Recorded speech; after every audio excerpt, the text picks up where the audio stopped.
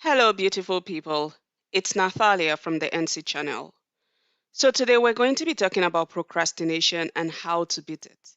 As a professional procrastinator, I feel well equipped to talk about this. Actually, I had penned down all the points and shared it on my blog. I just figured that I would do a video as well. Usually, procrastination is as a result of finding it too difficult to start a task or getting distracted while working on a task. I've always procrastinated because I'm too busy doing one thing or the other. Too busy to practice foreign languages, too busy to read a book, too busy to blog, or just generally too tired to do anything, but definitely not too busy or even too tired to watch The Bachelor or The Bachelorette or any of the other things in the franchise, or 90 Day Fiancé, which are two of my very silly guilty pleasures. Years ago, I was a fan of The Real Housewives. Now, not so much. After having a chat with an old friend about this, I decided to write in my blog and now talk about procrastination and ways I have managed to overcome it from time to time. Number one, prioritize.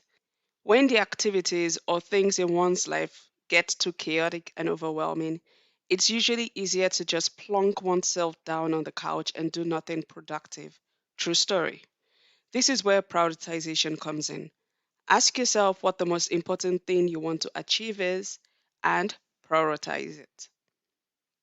Number two, just start. I do it. We all do it. We put off that task to be done for 5 minutes, and then 5 more minutes, and then 30 minutes until it doesn't get done at all. We spend so much time thinking about how long it will take for the task to be completed or searching for the perfect time to start that we just lay on the couch doing nothing meaningful. Stop overcomplicating things. Focus on starting and not finishing. Now is always the perfect time to start.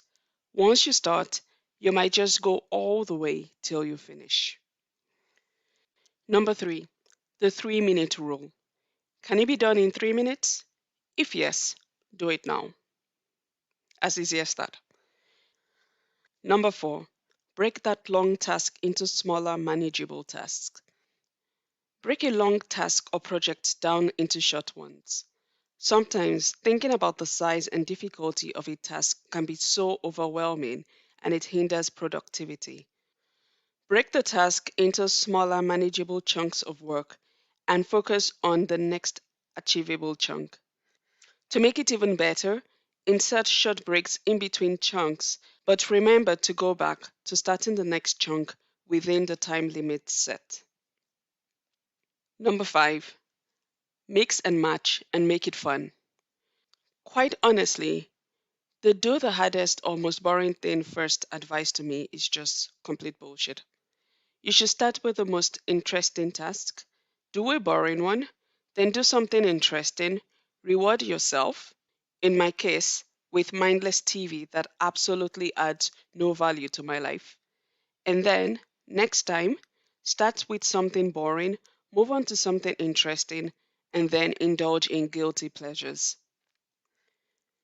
Number six, block out distractions. There are so many distractions for me, such as games on my phone, constant walks to the fridge to open and close it. I don't know why I do that. And Facebook. The list goes on, really. I always time myself by allocating 30 minutes of undistracted time and then having a nice, enjoyable break for 10 minutes afterwards, and trying to remember that it is just a break from what I should be actually doing. Sometimes, if it is possible, I change locations and go to a nearby cafe to work. Number seven, follow the single tab window program rule. For computer assisted tasks, it is advisable to have only one single tab, internet related, window or program open so that you can focus entirely on it.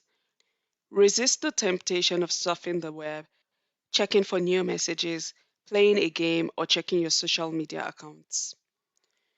Number eight, get at least one person to keep you accountable. Get someone to keep you accountable.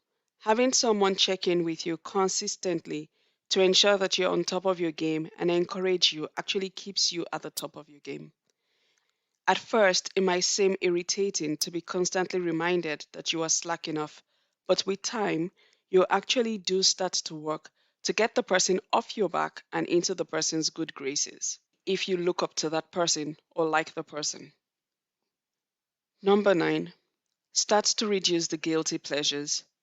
We all know those basically useless things that we waste our time on. In my case, I started to reduce random TV watching to watch specifically chosen things. I found that reading a book or watching certain programs actually results in an enjoyable and fulfilling time spent. So, those are the 9 points I have, and I hope that at least one or more of these tactics work for you as they have worked for me.